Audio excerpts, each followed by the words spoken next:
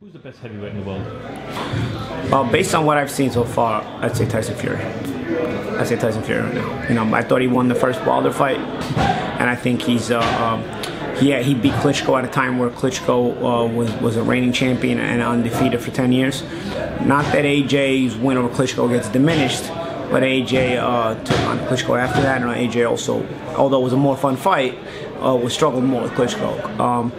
These are all top-level heavyweights. You know, just because you say one is the best doesn't mean you're saying the other two are not good fighters. You know, and I wouldn't want anybody to think that I'm saying anybody's not a good fighter. I think the heavyweight division is fun right now because you have the sort of a three-headed monster with Fury, Wilder, and Joshua, but you also have guys hanging off just on the edge, like White and Luis Ortiz and even Brazil, that are just on the outskirts looking in, that can also, on any given day, may be able to pull off an upset against any of the top guys. You know, this is by no means the Klitschko era where the guy was so good and so dominant that nobody could touch him in his prime, you know? I don't think anybody's as good as Klitschko was in his prime, but at the same time, it doesn't mean these aren't great fighters or fun fighters to watch.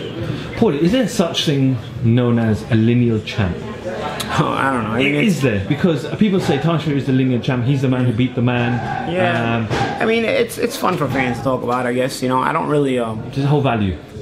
I mean, I don't think it should, because you can't really enforce the defense of that title. You know, if a guy just wants to win that so-called title and then go fight the bartender, the kitchen worker, the waiter, you can do that. You know, and then while the other guys will go crazy. You know, for lack of a better example, because this is obviously for lack of a better example, Adonis Stevenson, who obviously we hope he gets better and does well, was the lineal champion at light heavyweight for a long time. Meantime, all the light heavyweight killers were fighting each other, and he was fighting anybody but them, you know? So, you know, you can't really, not to say that you discredit Stevenson, because he was always a good fighter, you know what I'm saying? And we hope he gets better after the loss to Vostok. But, you know, you also think to yourself, you know, if Stevenson had fought any of those other guys, maybe he gets knocked off earlier, and he's not hurt in the Vostok fight. Maybe he's not in a fight that he maybe shouldn't be in. Not to say that he shouldn't have been in that fight, because I think he was winning that fight. So it's not like, but you know, sometimes things just happen, you know. And I'm just saying, you know, in terms of that was one, just as an example. That's one time where the linear title could not be enforced, and that's an example of why I don't think you take the linear title so seriously.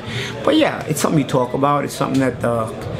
It's something that you discuss, and it's especially for fans, even for media. It's a fun discussion, but I think you hold it with a grain of salt because it can't be enforced.